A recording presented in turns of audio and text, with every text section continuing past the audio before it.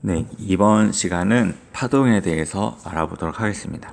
첫 번째로 파동의 정의가 무엇인지, 또 횡파, 종파는 어떻게 구분되는지, 그다음에 파동의 전파해서 속력을 계산하는 방법까지 해서 알아보도록 하겠습니다. 먼저 파동이라고 하는 것은 공간의 어느 한 지점에서 시작된 진동이 공간상으로 퍼져나가는 현상이라고 하는데, 공간상으로 좀 더 구체적으로 얘기하면은 파동 에너지가 퍼져나가는 현상을 얘기합니다.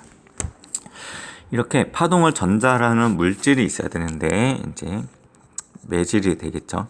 매질, 파동을 전달하는 물질로 제자리에서 진동만 할 뿐 직접 이동하지는 않는다 하는 내용이 중요합니다.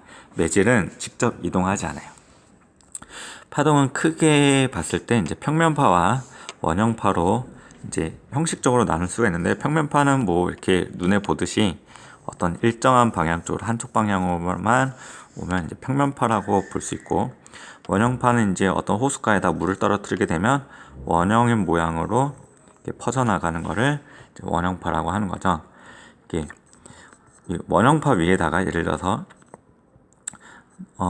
종이배를 띄워놨을 때 이제 요 물이 이제 매질이 돼가지고 이렇게 출렁이면서 바깥쪽으로 이제 이동을 할 거잖아요. 이렇게 진행하는 것처럼 보일 텐데, 그러면은 이때 배도 같이 이동할까라고 물어보면 배는 어떻게 될까요? 그래서 직접 이동할 것 같이 보이지만 요 물 자체의 매질이 제자리에서만 진동하기 때문에 위아래로만 움직이고 직접 이동하지는 않습니다. 이런 파동에 따라서 이제 횡파하고 종파로 나눠주는 건 상당히 중요한데요. 먼저 매질의 운동 방향에 따라서 철수가 이런 경우를 많이 하죠. 줄을 잡고 위아래로 진동을 하게 된다 그러면 뭔가 파가 오른쪽 방향으로 출렁이면서 나가는 것처럼 보이잖아요. 진행 방향이 나타날 텐데, 이렇게 파의 진동 방향과 진행 방향이 수직한 경우를 횡파라고 합니다. 횡파. 횡파의 대표적인 종류 두 가지가 있는데요. 종류로는 첫 번째로 빛, 더 구체적으로 얘기하면 전자기파가 이제 횡파에 속합니다. 뭐 가시광선, 자외선, 적외선 등등등 이렇게 있을 거고, 또 하나는 지진이 발생했을 때 지진파가 발생하는데 지진파의 또는 지진파의 S파가 이제 횡파에 이제 포함이 될 겁니다. 파에 대해서 일단 종류만 먼저 얘기를 할게요. 근데 민수 같은 경우는 이제 용수철 뭐 이렇게 기다란 거를 이제 차를 이렇게 갖고 노는 장난감처럼 이제 앞뒤로 진동 방향을 앞뒤로 이렇게 뭐 장풍 쏘듯이 하게 된다 그러면 이렇게 뭉쳐져 있는 부분이 오른쪽으로 막 나가는 것처럼 보이는 거를 어렸을 때 많이 갖고 놀았을 거예요. 그래서 이렇게 진동 방향과 이쪽 방향으로의 진행 방향이 되겠죠. 그러면 진동 방향과 진행파의 진행 방향이 나란하다, 평행하다, 같은 방향이다, 다 같은 표현인데, 이런 경우에를 종파라고 합니다. 종파의 종류도 크게 두 가지가 있는데, 하나는 소리에 관련된 거, 음파가 되는 거고요. 하나는 지진파의 피파입니다. 그래서 음파, 소리로 내는 게 이제 종파인데, 초음파도 여기에 돌고래가 하면서 이제 높은 소리를 내는 거 있잖아요. 초음파도 음파에 포함되는 거니까 종파라고 할 수 있겠죠. 뭐 요거는 이제 여담이지만, 지진파에서 피파는 프라이머리 해서 첫 번째 의라는 뜻으로 먼저 도착하는 파를 피파, 지진파의 S파는 세컨들리 두 번째로 도착하는 파다 해서 S파라고 명칭이 붙은 거죠. 피파는 앞뒤로밖에 움직이지 않기 때문에 속력이 빠르게 전달되는 대신 지진으로 인한 피해가 그렇게 크지 않아요.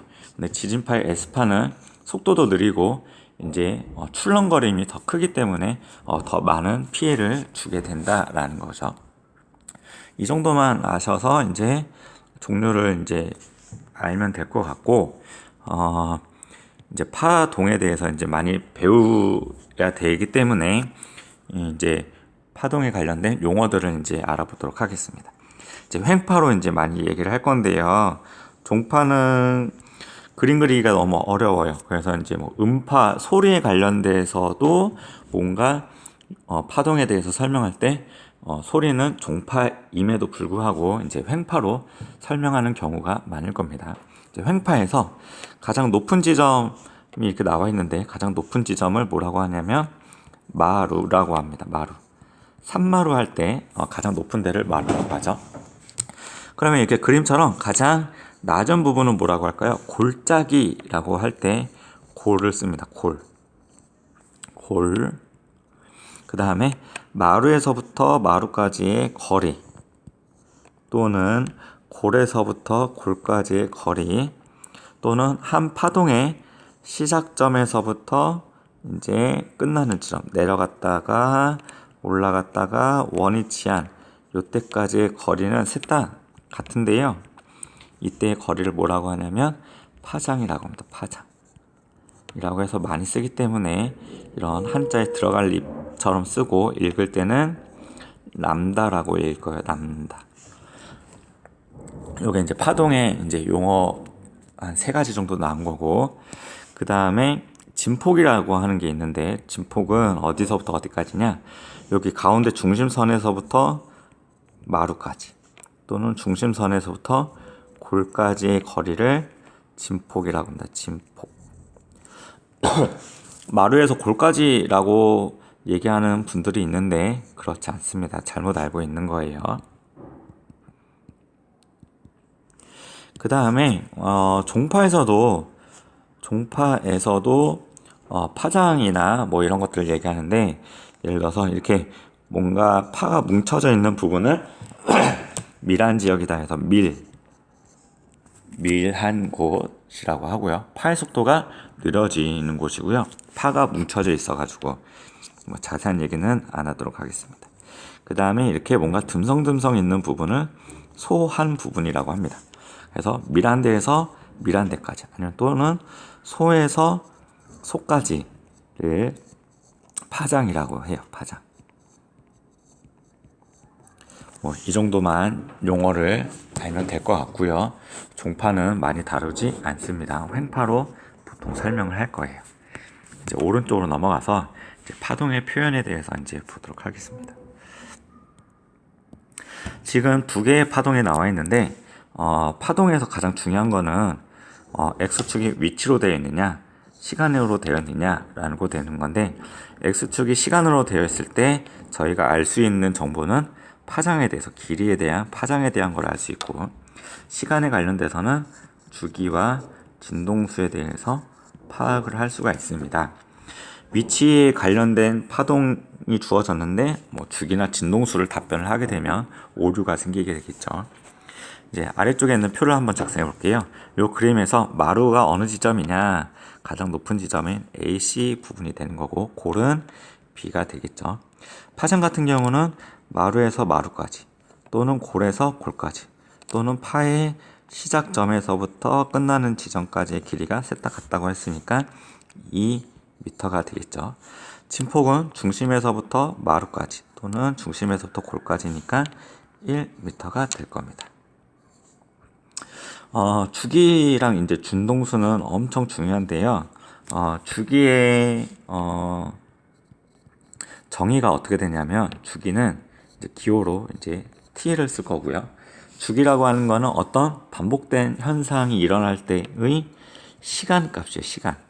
그래서 정의가 어떻게 되냐면, 지금 파동에 가는 거니까 파가 한 번 진동할 때 걸린 시간입니다. 걸린 시간. 그래서 보통 초를 쓰겠죠. 초. 그 다음에 진동수는 무슨 뜻이냐면, 진동수는 이제 영어로 프리퀀시라 그래서 소문자 F를 쓸 거고요. 정의가 얘는 몇 번 진동했느냐. 그런데 기준이 있어야 되기 때문에 1초 동안 진동한 횟수입니다. 진동한 횟수. 몇 번 진동했느냐. 단위로는 헤르츠를 쓸 거고요. 시간은 초를 쓰겠죠. 그래서 이 주기하고 진동수는 정의상 반대되는 개념의 역수관계에 있거든요. 한 번 진동할 때 걸린 시간, 1초 동안 몇 번 진동했느냐, 뜻이 반대인 거죠. 그래서 수학적으로 이렇게 표현할 수가 있는데, 진동수, 주기는 진동수분의 1 이렇게 표현할 수도 있고, 진동수는 주기분의 1 해가지고 이렇게 역수관계를 표현할 수가 있습니다. 즉 이제 문제에서 주기나 진동수 둘 중에 하나를 알면 역수치에서 나머지 하나를 보너스로 알 수 있다라는 것도 알고 있으면 좋겠고, 이 역수관계 많이 활용되니까 잘 알아두시기 바랍니다. 그래서 주기 같은 경우 이제 시간으로 이제 파악을 해야 되는데, 주기의 정의가 한 번 진동할 때 걸린 시간이니까 여기에서부터 한 번 진동할 때 걸린 시간 0.2초가 되겠죠. 지금 여기 나와 있는 숫자는 좀 수정이 돼야 되겠죠. 약간 이렇게 간격이 잘못 조정되어 있습니다. 그럼 진동수는 얼마가 되느냐?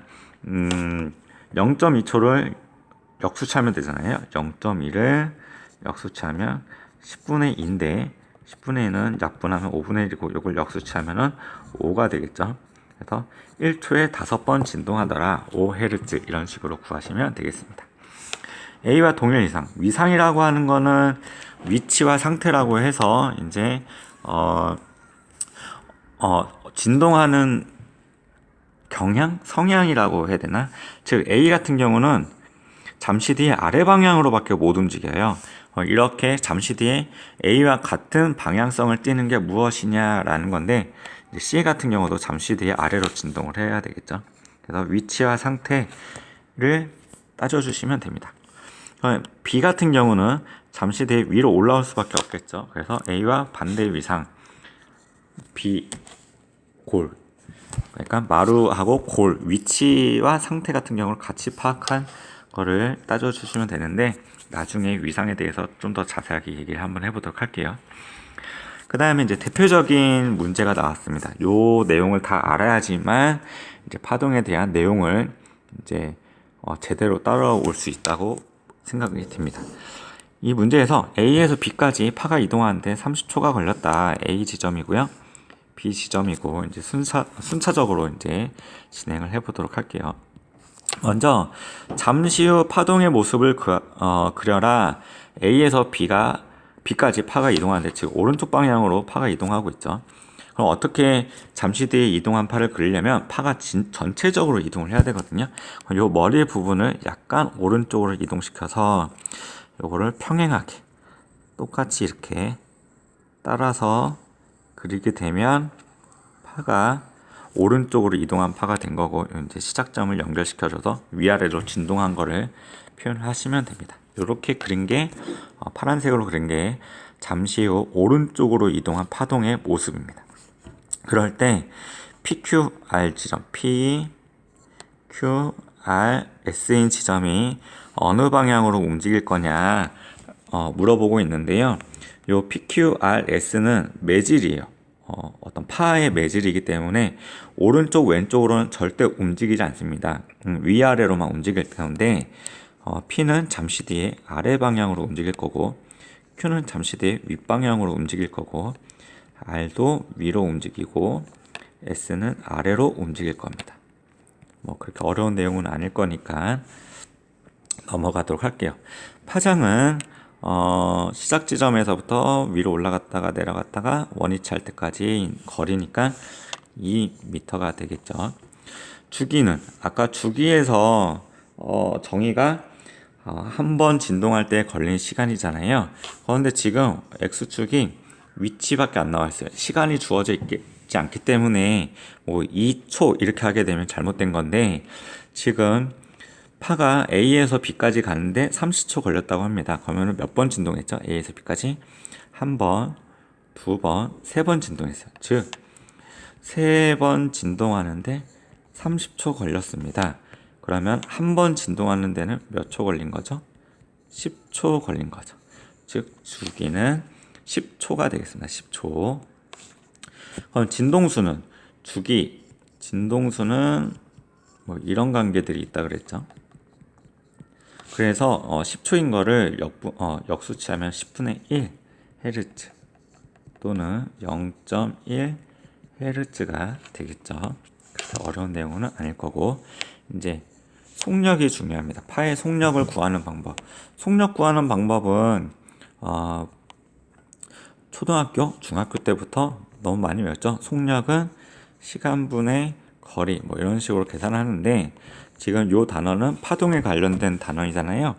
그래서 시간에 관련된 내용하고 맞는 내용은 주기, 거리하고 맞는 거는 파장이 있겠죠. 그래서 주기 같은 경우는 t분의 파장 람다. 그래서 다시 정리하면 속력은 t분의 람다로 바꿔서 쓸 수가 있고, 또 주기를 역수치하면 진동수가 되잖아요. 그래서 f 람다 이렇게 속력을 구하는 공식을 유도해낼 수가 있습니다. 엄청 중요해요. 그래서 편한 걸로 쓰시면 됩니다. 속력은 t분의 람다 또는 f 람다 해서, 저는 f 람다를 더 많이 쓰는데 계산을 한번 해보도록 하겠습니다. 진동수를 방금 위에서 0.1Hz라고 하는 걸 구했고요. 파장이 2m인 거를 구했죠. 그래서 이 파의 속력은 0.2m/s 이렇게 계산을 하시면 되겠습니다. 그래서 파동에 관련된 첫 번째 내용은 여기서 마무리하도록 할게요.